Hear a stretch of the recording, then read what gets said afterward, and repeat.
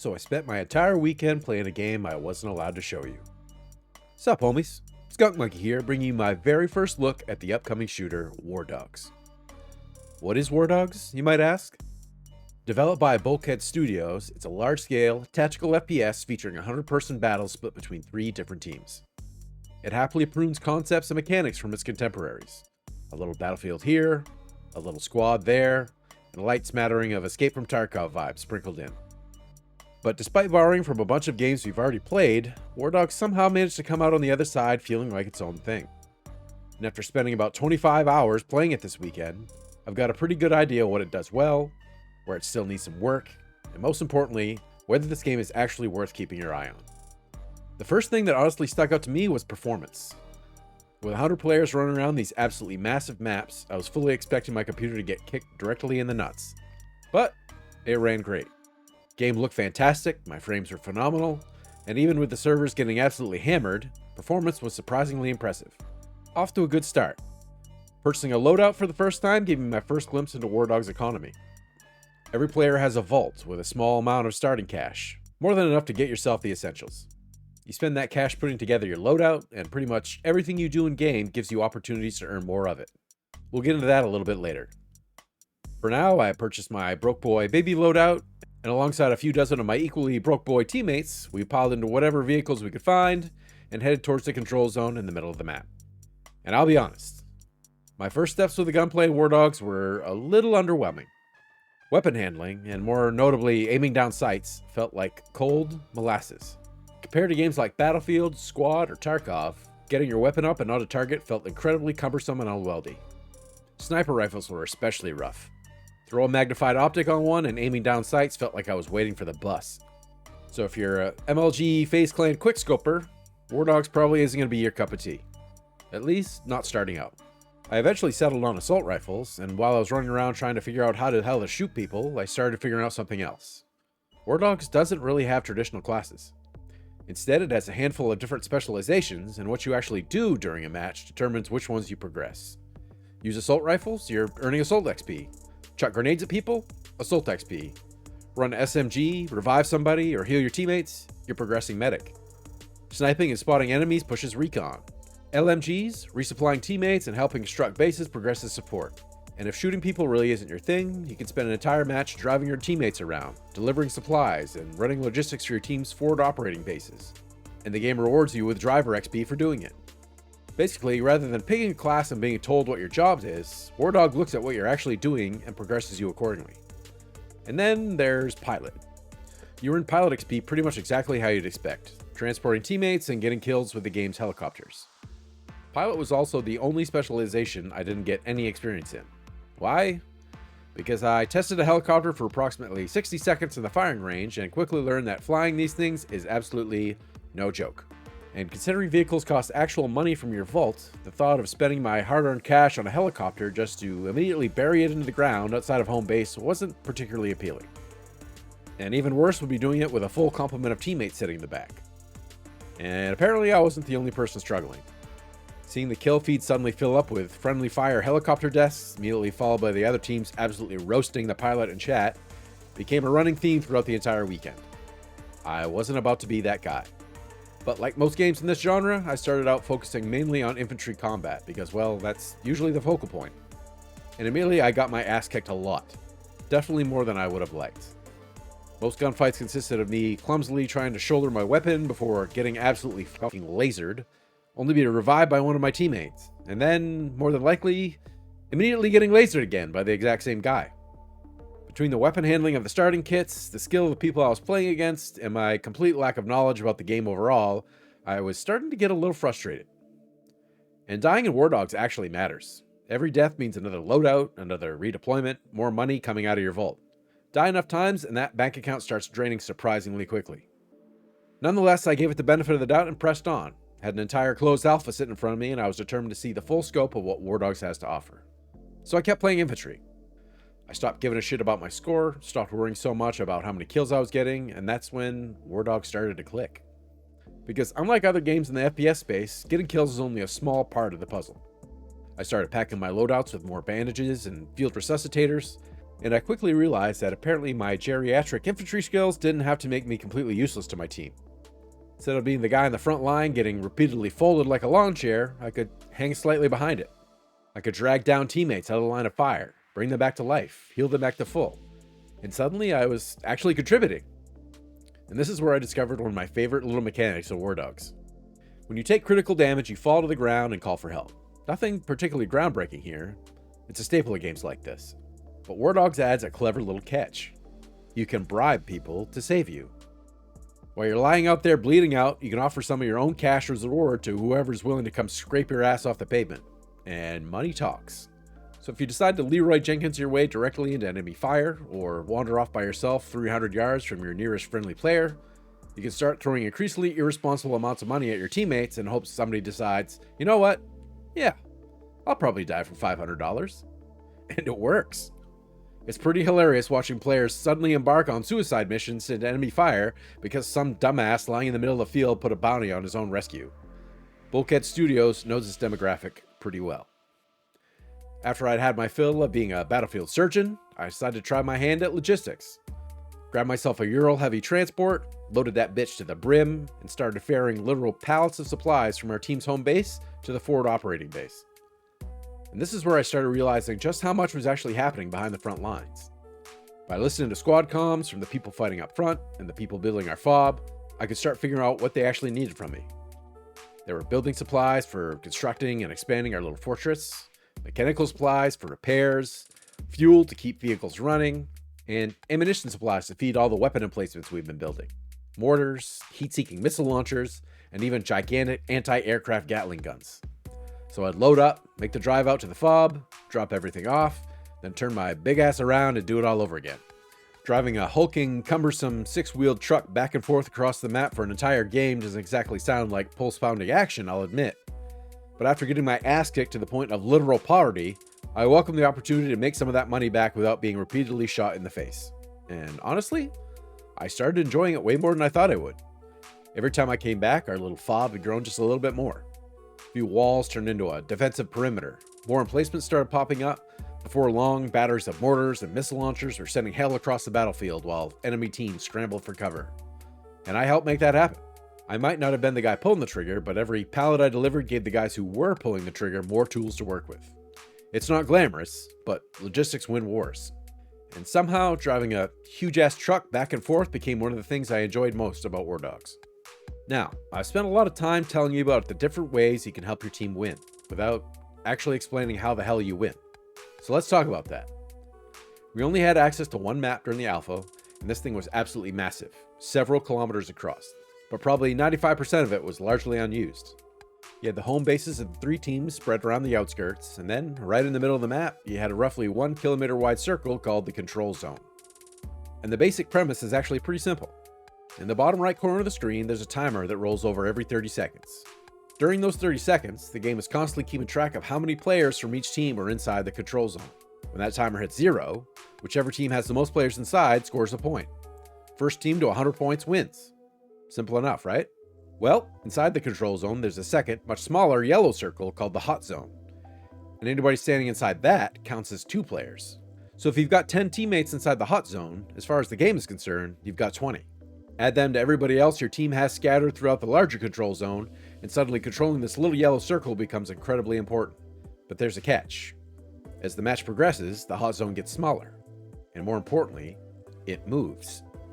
So throughout a match, you're generally seeing teams sending some of their best infantry squads into this constantly shifting meat grinder, trying to occupy the hot zone and tip that 30-second counter in their favor. But here's where things start getting really interesting. Peppered throughout the control zone are these giant towers with massive drill heads underneath them. At the beginning of the match, they're unclaimed. Any team can capture one by reaching the control room and interacting with its keypad. And when you capture one, something strange happens. On every keypad is a readout with several blank spaces. Capturing a tower reveals one digit of a larger code. Different towers reveal different digits. So if your team manages to capture enough of them, players can communicate those numbers across the squads, piece together the complete code, and enter it in one of the tower keypads. And that's when that giant drill underneath you comes to life. Because these towers aren't just another objective to capture, they let you move the hot zone. Activate one, and the hot zone gets pulled directly to that tower, where it'll remain for a short period while the system goes on cooldown. And suddenly, those towers become incredibly valuable. By the end of the weekend, teams had this pretty much figured out. One of the first things we do is capture a tower near our home base, and then build a forward operating base directly on top of it. And I don't mean throwing up a couple walls. I'm talking about entire fortresses built around these things. Walls, bunkers, weapon emplacements, mortars, anti-air, all surrounded controlling that teams were fiercely defending, because allowing another team to reach that keypad could potentially expose one of your missing code digits. But WARDOGS has one more twist. Remember all those supplies I was hauling around earlier? Well, once your fob becomes advanced enough, a player with a high enough support specialization can eventually construct something very interesting. Your own drill. No tower, no secret code. So if another team has been hogging the hot zone for too long, and your support players finally decide they've had enough, you can essentially grab the most important objective on the map and bring it right to your front doorstep. And when that happens, absolute chaos. Some of the biggest battles I've experienced all weekend happened when a team pulled a hot zone directly onto a heavily fortified fob. Suddenly you've got dozens of infantry trying to break through the perimeter, mortars raining down, vehicles pushing in, missiles flying overhead, people getting dragged away and revived, and somewhere behind it all is probably some idiot in a Ural, desperately trying to deliver another pallet of ammunition. WARDOGS definitely borrows plenty of ideas from games that came before it, but this was the point where I started realizing that underneath all those familiar pieces, WARDOGS had come up with a core concept interesting enough to generally stand on its own. In the final hours of the playtest, I went from logistics specialist to helping our team build out our massive fortress.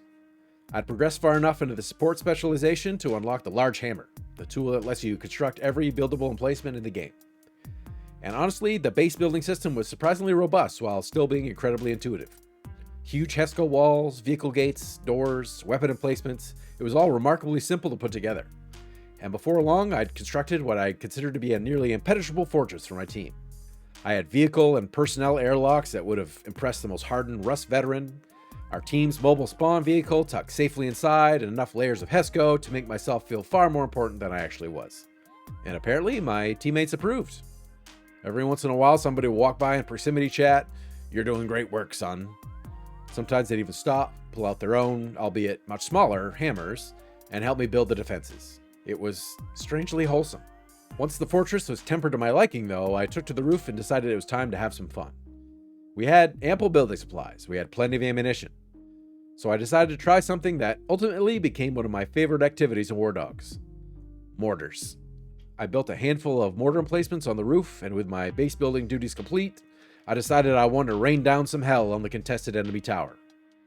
And mortars and WARDOGS work pretty much the way you'd expect. You can't actually see what you're shooting at. Most of the time, you're staring at the backside of a concrete wall while lobbing explosives several hundred meters across the map. So effective mortar fire depends almost completely on communication with your team. I'd call out to my squad mates in the field and ask for spots around the enemy tower. They'd use their recon equipment to identify enemy positions, which then would appear as icons on my map. And most importantly, those icons give you distance. Line up the icon with your compass, dial the distance on the mortar, send it. And somebody on the other side of the map is about to have a very bad afternoon. Even better, if your team managed to spot the enemy fob itself, that marker stays on your map permanently until the fob is destroyed. At that point, you basically got Google Maps for high explosives. And apparently, I became pretty annoying with it. During one particular game, I managed to mortar the same player 3 or 4 different times. Eventually, this guy had had enough. He completely changed his kit, grabbed a sniper rifle, walked several hundred meters across the map to a group of apartment buildings on the edge of the control zone, climbed 7 floors, and sniped me directly off my rooftop mortar position. I'm sure finally getting his revenge was incredibly satisfying. But I think it might have been even more satisfying for me, knowing I'd pissed somebody off so badly that he completely changed his playstyle, trekked across half the battlefield, climbed 7 flights of stairs, and personally hunted me down just to make the explosion stop. I respected it. And it was little interactions like this that made WARDOGS so much more memorable to me than a lot of other games in the genre. As the playtest started winding down, I messed around with the mortars a little more, spent some time talking with my squad mates about the weekend, what we'd enjoyed, what we wanted to see changed, and what we're hoping to see from WARDOGS in the future. And then the server shut down, and almost immediately, I missed it, which genuinely surprised me. I started the weekend as a frustrated noob getting his ass kicked, struggling to win gunfights, and watching my bank account slowly disappear. By the end of it, I was building fortresses, running logistics, coordinating mortar fire with recon players, and genuinely disappointed that I couldn't play anymore. And I think that progression probably says more about WARDOGS than any individual mechanic I've talked about in this video. There's a surprising amount of depth here. More importantly, there's room for a lot of different kinds of players to find something they enjoy doing. I went into WARDOGS expecting another shooter. I came out of the alpha wanting another weekend. So is WARDOGS perfect? Nope. It's definitely not without its fair share of problems. Some of them are pretty minor. The building system, for example, is simple, intuitive, surprisingly robust, but it still needs some polish. Why can I not put this doorway in this doorway size opening? What's obstructing me? The air? But there are also a few things that I think need more than just polish. Artillery trucks. These things can be annoying enough when they're on the enemy team, but somehow they're even more annoying when they're on your team. Remember, to score points, your team needs bodies inside the control zone. So imagine watching your team struggle to score a single point while 5 artillery trucks are sitting together on the outskirts of the map, farming kills and padding their own scores while contributing absolutely nothing to control zone influence. Oh neat, now somebody's built an entire fob next to them, several hundred meters outside of the control zone, just so they can keep their artillery trucks supplied. Why can you even build a fob that far outside of the control zone? I understand why they did it, I just don't know if players should be encouraged to do it. And then there's the more traditional alpha jank. Trying to reposition flipped vehicles doesn't always work. And sometimes simply getting too close to a flipped vehicle causes it to repeatedly deal 1 point of collision damage to you so quickly that it basically turns into a machine gun, and suddenly you're dead. There are plenty of other little bugs like this, but honestly nothing particularly alarming for a game that's still in alpha. There was, however, one problem that concerned me a little more. Griefing. Remember that mobile spawn vehicle I mentioned earlier? Once any team reaches 20 points, this thing spawns at your home base, and it becomes an incredibly important way of getting players back into the control zone quickly. And literally anyone can drive it. You can probably see where this is going. During one match, we had a griefer jump into the driver's seat, drive our spawn vehicle directly into the enemy base, and promptly get it destroyed. And losing that thing severely hamstrings your entire team. Apparently that wasn't enough entertainment for him either. He came back, grabbed a helicopter, convinced a bunch of teammates to climb inside, waited until it was full, and deliberately flew it into a mountain. Griefing obviously isn't something exclusive to WARDOGS, but during the build I played, there doesn't seem much of a consequence for intentionally sabotaging your own team or repeatedly committing friendly fire. There was a report feature, but how effective that system will ultimately be remains to be seen. So hopefully Bullcat had some plans for addressing that before release. But outside of those issues and a handful of other fairly inconsequential bugs, my experience with WARDOGS was overwhelmingly positive. This is an alpha. Things are going to break, balance is going to change, and considering how polished most of the experience already felt, none of these problems came remotely close to outweighing how much fun I had over the weekend. And that brings me to some pretty awesome news. Because as of the time I'm recording this video, Bullcat has officially announced the early access release for WARDOGS, September 10th, 2026, less than a month away. And I, for one, couldn't click that pre-purchase button fast enough. WARDOGS generally has the potential to become my next daily driver. And from a content perspective, this game is an absolute playground. Infantry runs, base building, logistics, mortars, ridiculous squad interactions, and considering how much fun I had just hanging out with people during the alpha, this seems like the perfect game to finally dip my toes into streaming. So that's exactly what I'm going to do. I plan on streaming WARDOGS right here on YouTube on release day. And if you've made it this far, I'd love for you to subscribe and come hang out with me when September 10th rolls around. Because after spending 25 hours with WARDOGS, getting my ass kicked, going broke, becoming a medic, discovering my hidden calling as a truck driver, building a fortress, and apparently making my enemies so angry that they cross half the map just to personally assassinate me, I wasn't ready for the playtest to end. And when it did, I immediately wanted to play again. I think that says more about WARDOGS than any individual feature I've talked about in this video. I sincerely hope you guys enjoyed this one, and hopefully I've made you at least a little bit excited for what I think could become something really special. I'll be keeping a close eye on WARDOGS as we get closer to early access, and I hope you'll join me when I try streaming for the first time. Until next time, guys, I am SkunkMonkeY, thank you so much for watching, and I will catch all you guys on the next one. Peace.